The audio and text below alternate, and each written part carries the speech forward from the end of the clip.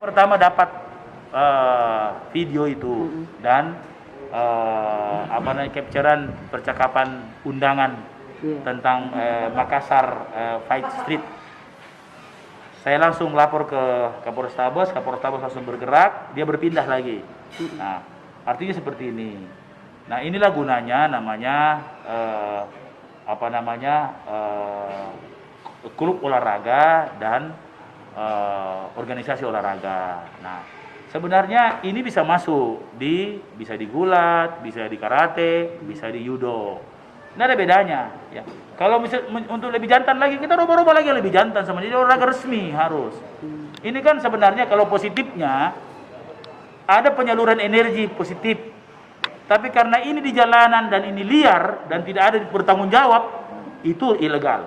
Tidak boleh, tidak diperkenankan negara. Ya, makanya saya mengajak kepada semua anak-anak muda yang mau seperti ini, ya. Saya juga pembina karate, saya ketua KKI. Ya, ayo sama-sama sini. Ya, kalau mau pertarungan lebih jantan, yang penting resmi dan di bawah naungan cabang Indo olahraga. Ayo, harus lewat cabang Indo olahraga. Ya, kira-kira begitu.